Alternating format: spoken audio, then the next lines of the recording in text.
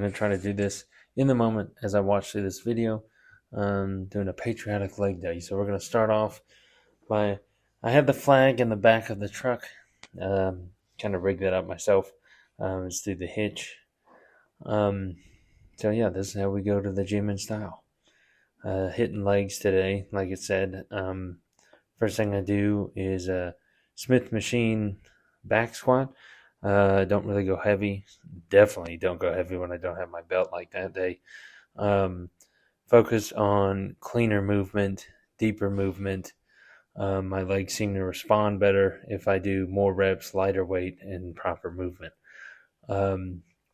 Focus on trying to keep my legs or my feet closer together, maybe a little bit angled out, but not too bad.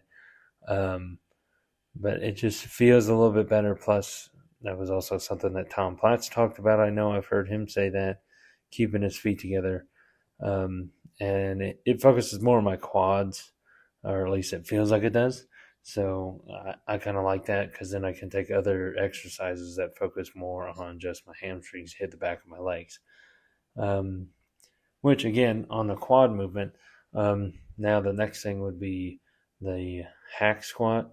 Of course, they all make different angles. Again, you can tell not going heavy at all. The sled, according to what it says, is like 100-something pounds already. I added another 50, so no, we're not going heavy at all. Roast me in the comments, doesn't matter to me. Trying to work on clean movement, what my legs respond to best. I do my heels are closer together with my toes pointed outwards. And I try to push through the outside edges of my feet, not the inside edge. So like your pinky toe sides of both your feet seems to hit the outer part of my quad more. And I normally change between, sometimes I'll do squats, sometimes I'll do leg extension, because to me, I feel like I feel leg extension on the inner part of my quad than I do the outer. So that's why I focus on the outer part when I do these hack squats. Standing like a duck, again, as Tom Platz said, hits the, I forget what it's called, the lateralis, I think, part of your quadricep. I don't know if that's the right term or not, but it's the outer part of your quad.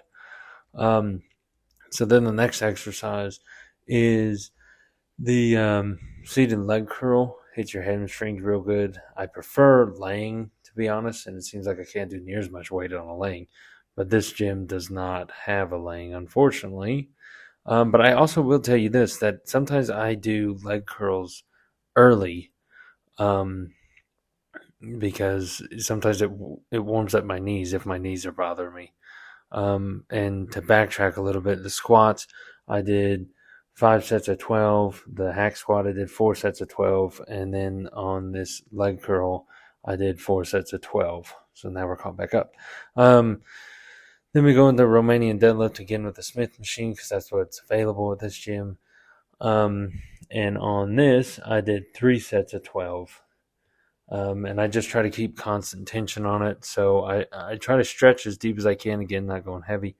Working on good movement is what's key to me. I think it probably applies to everybody, but, whatever. Anyways, I try to do a pretty decent stretch. Of course, sometimes when my back is bothering me, because I had a herniated disc in my lower back a while ago, so that still affects me day to day.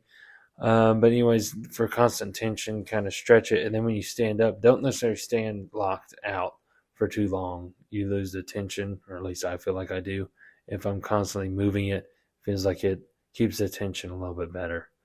Again, that was 3 sets of 12 for that one.